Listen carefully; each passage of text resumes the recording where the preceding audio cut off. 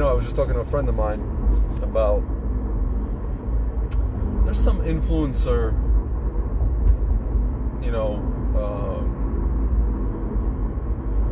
she's pretty conservative, talks a lot about relationships, whatever. She's like against feminism, let's say. But she is, she says she grew up in Kashmir, the region of Kashmir. So she's Pakistani, she's a Muslim. And my friend was surprised, a little bit taken aback by the fact that she basically made a video where she said, people are asking me to condemn Hamas, and she's like, I'm going to condemn Hamas when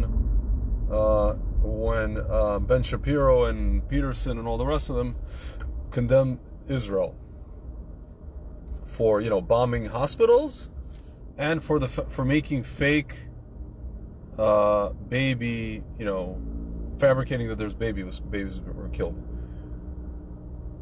Okay, so this woman, right? And my friend's like, maybe she's afraid to, say anything in public against her people or whatever, or say, the truth about Israel.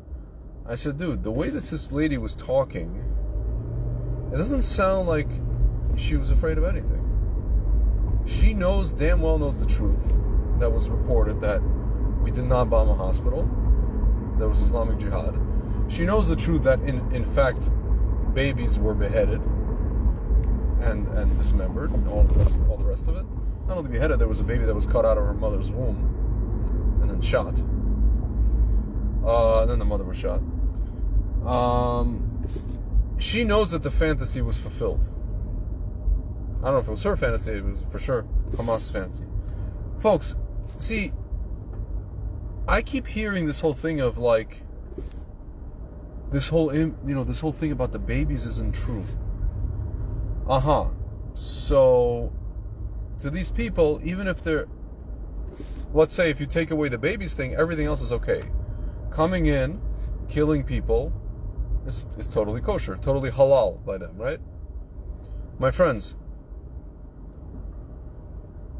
you have to understand, the people that we're talking to, the people that we're listening to, that are saying these things,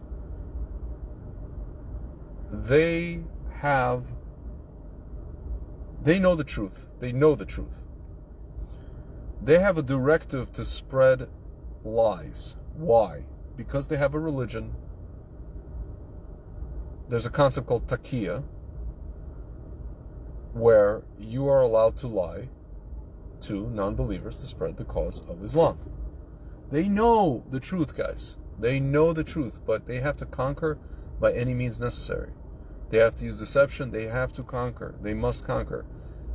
Their law states, if any land that was conquered by Islam, even if it was, conquered by someone else, reconquered, it remains technically Islamic forever. Meaning, in their minds, guys, according to Islam, Israel is theirs. They know that originally Israel is ours. They know that we physically reconquered it.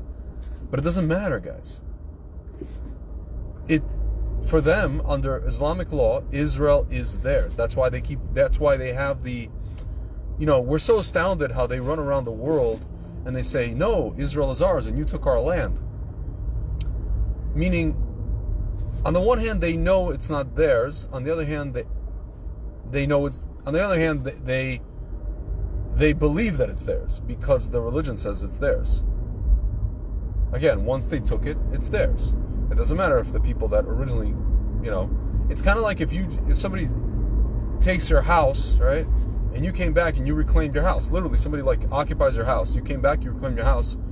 By their law, wherever the hell they're from, whatever whatever they took is theirs. They don't have the deed for it. They don't have anything for it, guys. Not even the key that they claim that they have. But it's theirs. In their mind, it's theirs. And on top of that, they're allowed to lie to get it back. They're allowed to deceive to get it back, guys.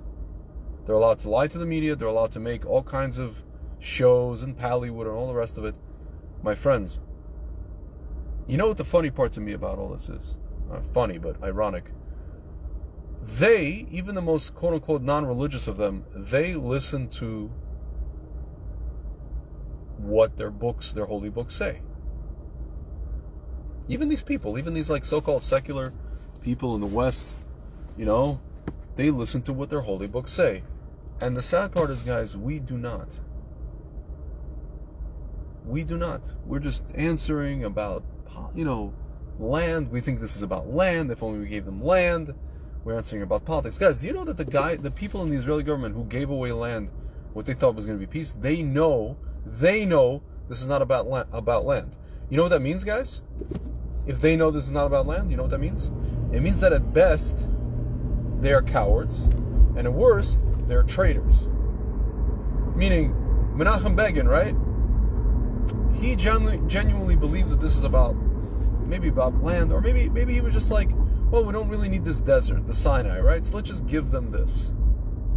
Let's just throw them a bone, and we'll have like relative peace. We're not gonna have wars all the time. He was tired of wars, whatever. But guys, you think they don't know that this is not about land? You think they don't know? They tried to give our so-called leaders, Ehud Barak, tried to give 97% of Yehuda v'Shamron, Judea and Samaria, to Yasser Arafat, the Camp David. My friends, do you know what Hashem did? Hashem did this. He turned Arafat's heart. Because why? Because it wasn't just the land. They wanted right of return. And we said no. But guys, Hashem wouldn't let us give away the cradle of Jewish civilization. He wouldn't let us do that. Again, you guys see what happens when we mess around. Hashem steps in and he gives us a potch. Back then he gave us an intifada. Alright? We tried to give away 97% of it wasn't Tel Aviv, it wasn't Haifa. It was like the cradle of Jewish civilization. We tried to give it away. Hashem stepped in, he said, no, I'm going to give you an intifada. I'm going to have this guy that you're trying to give land to, he's going to wage an intifada. Not only refuse, he's going to wage an intifada on you. How does it go, guys? I'm going to pit a jihad on you too. Guys, if only we followed our books. Our books say, don't give away land. Our books say, if Amalek comes to kill you, right, you have to decimate him. You have to eliminate him. Guys, Amalek, as I said before, attacks the vulnerable, the women, the children, elderly, handicapped. Guys, this entity is supposed to be decimated. We have 300,000 of our guys standing at the border. I have a friend who told me today, Tzvi, you think they don't do, Israel is not already doing stuff, they're just not telling people about it? I'm like, I know they're doing stuff. I know they're doing stuff underground. I know they're doing already secret operations. I know that.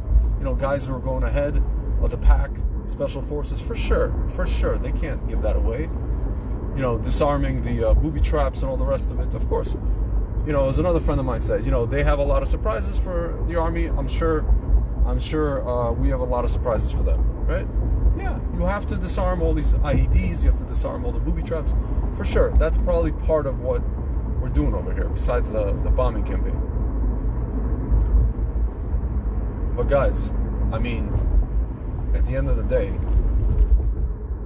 we can't let this stand. And again, there's a lot of people in the Jewish nation, or commentators, they're like, well, eye for an eye makes the whole world blind, and this is we shouldn't seek revenge. Guys, we're not seeking revenge. This is not like revenge. This is not like gang violence, revenge. This is not what do they call it? West Side Story, or West Bank Story, as it were. Guys, this is, the Torah says, this is Amalek. You have to decimate them. What happened when we didn't decimate them? Guys, read the story about Shaul, king of Agag. And the king of Agag, he didn't finish him off. He had rachamim on him. What happened? We got what we got for the rest of Jewish history, guys. And obviously we know it originally stemmed from the sin of the spies, but we got what we got from the rest of Jewish history. In every generation, Amalek pops up, and you got to kill him. Guys, the Nazis, they weren't finished off. Some of those guys were brought during Operation Paperclip to America, right? Asaph brought his own. He brought Amalek, the worst of Amalek, to America. That's what it is. So guys, I find it so incredible that these people that were so to speak, battling against in social media and the media war, they follow their book. Their book says you gotta lie. You're allowed to lie. You should lie to propagate the cause, the theology, and whatever land you had is always yours. It doesn't matter if 10 armies conquer it. It doesn't matter if 10 different people go and live there. It's yours. Whatever you conquered is always yours. And they guys, I gotta give it up to them. They believe it. They really believe it. And by extension, the rest of their brethren, so to speak, brethren in ideology and theology believe it. Even though it's, this lady was a Pakistani that I was listening to. She has nothing to do with that. She's not an Arab. She's not a Palestinian even. She's just a Muslim. And guys, most of them, guys, if you see a Muslim, guys, if you ever talk to a Muslim that's pro-Israel or pro-whatever, Israel's right to have, Jewish people have the right to have a land of their own in the land of Israel, that person, guys, is either has balls the size of Israel, or they are what's it called? They're just an anomaly. They're an anomaly among their people, among their religion. Most of the people believe what this person believes that I was listening to, guys. And the thing is, there are billions of them. There are billions of them, and they're in Europe, in America, in every big city in Europe, major city, every major city in America. Guys, I was talking to some friends today again about this whole what's going to happen in America.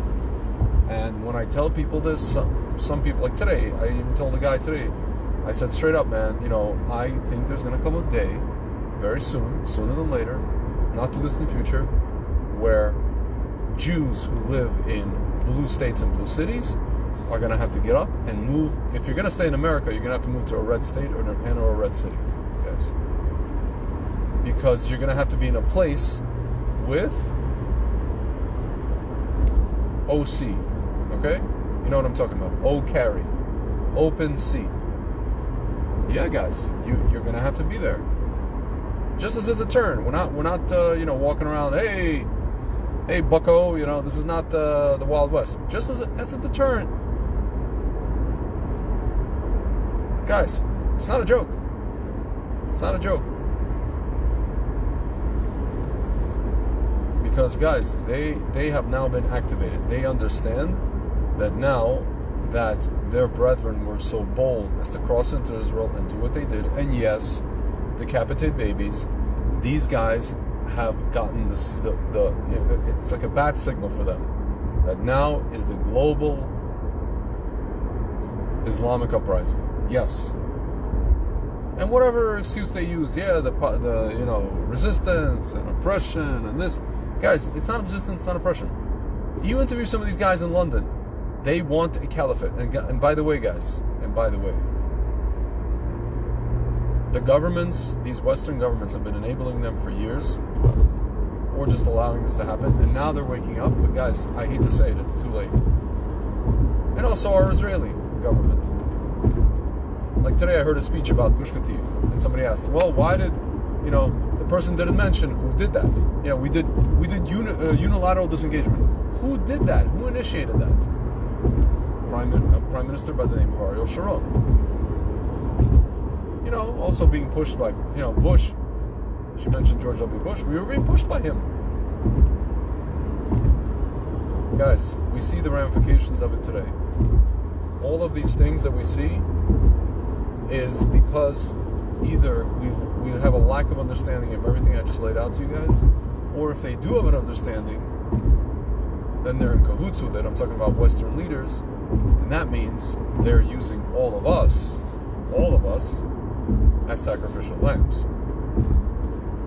And like my friend likes to say, Esav is using Ishmael to go after and to kill Yaakov, the Jewish people. Esav cannot fight us directly, so he's going to use our cousins and the extension of which to go after us. Guys, that's what it is. They've weaponized Ishmael. The Arabs, Muslims in general. The Western world has weaponized them against Jews. And Israel in particular. And guys, you see what's happening on campus. Scenes of girls who are crying, Jewish girls coming up to one of the administrators, and he's just like, free speech, man. And they're crying. They're like, look at this. They want us dead. These people that are protesting, they want us two dead. These two girls, they want us dead. If they could behead us here, they would, but they can't. Well, not yet, anyway. And he's just like, I don't know what to tell you. Free speech on campus. They can say whatever, do whatever they want, say whatever they want. Guys, when the cops can't help you, and congressmen can't help you, and senators can't help you, for sure the president can't help you, administrators of schools can't help you. Guys, what do we say? God helps those who help themselves. That's basically the story, guys. These people know the truth. They are lying, knowingly lying. And that's what it is. And the best thing we can do, guys, is just bring light and truth. And, if we need to, just be vigilant. Alright, guys.